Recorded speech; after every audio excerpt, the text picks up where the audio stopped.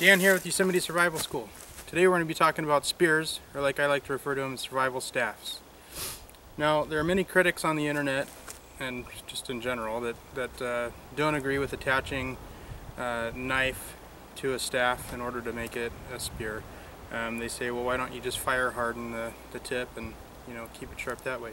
That's a good point, but if it wasn't effective to attach a sharper tool, a cutting instrument on the end of the staff, then why would native people all over the world do it and spend so much time and energy in developing those tips?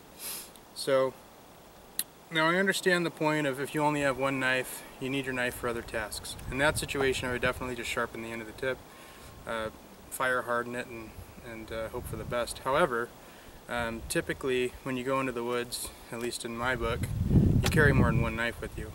Usually I'll have my large primary knife. I carry a buck hoodlum. In my opinion, it's one of the best survival knives out there. It's large blade, lightweight, made of spring steel, works excellent.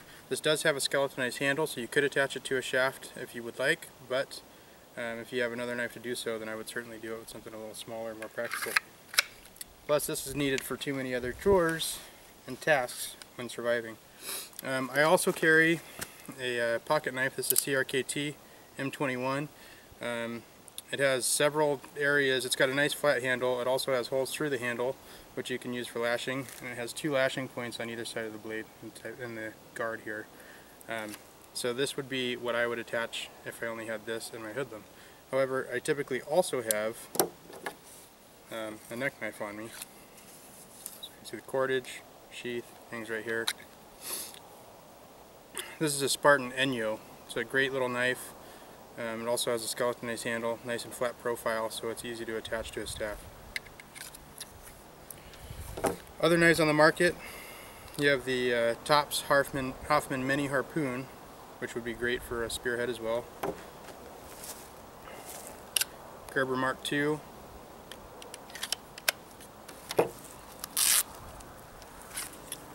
Tops High Desert Harpoon, Hoffman design. And this is nice. It's got a lot of weight to it, so if you were going to throw your spear, which typically the spear is just a thrusting instrument, not a throwing device, but if you were going to throw the spear, this would have a lot more energy when it gets to what you were throwing it at due to the weight. So, and then you have larger knives with a skeletonized handle like the hoodlum. This is the Thug, which is a smaller version of the buck hoodlum, but you can see again, lots of options for lashing. Okay, so what do you need to make a spear? First of all, you need to get a nice long shaft. This was actually a sapling that I cut down and processed, cleaned it up a bit, and then you can see, taper the end a little bit.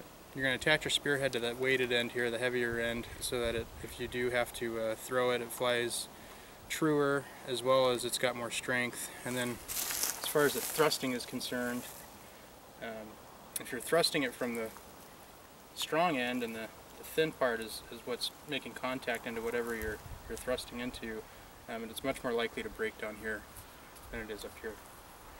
So, second step, after you've tapered it down, is to create, let's see if you can see here, create a shelf for your knife to sit on.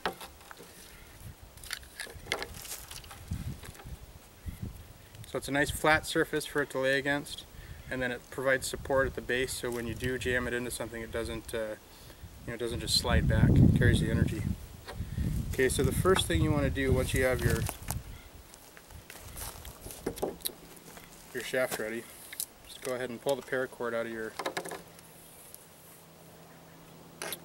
sheath.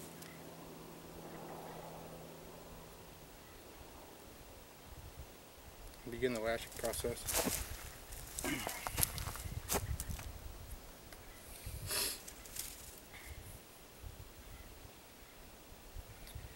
So there's some similarities you'll find from knife to knife, but more often than not you'll have to kind of come up with a lashing method on the fly with whatever knife you have on you.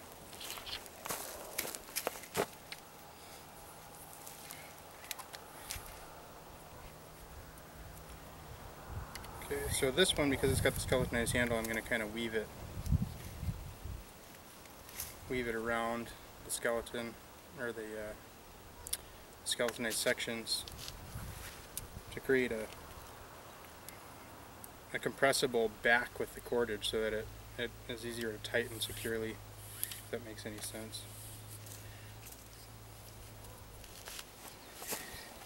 So I do that a couple times.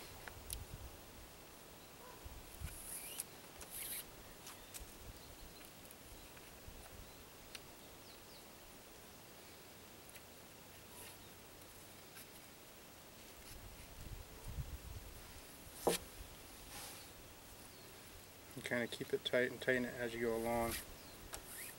You're going to pull any play that you can out before you get towards the end, because once you get the rope tightened around itself, it's almost impossible to work back and retighten it.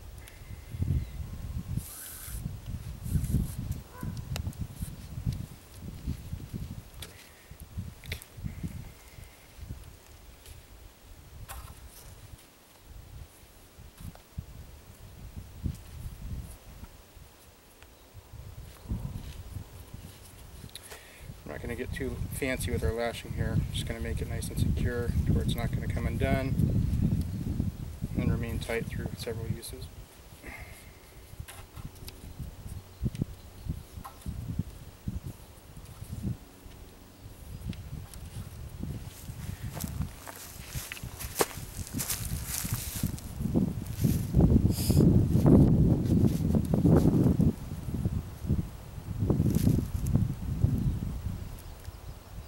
I like to make a little loop, kind of like you would for a trucker's hitch, for finishing. And the reason I do that is because you can tighten it back onto itself at the end.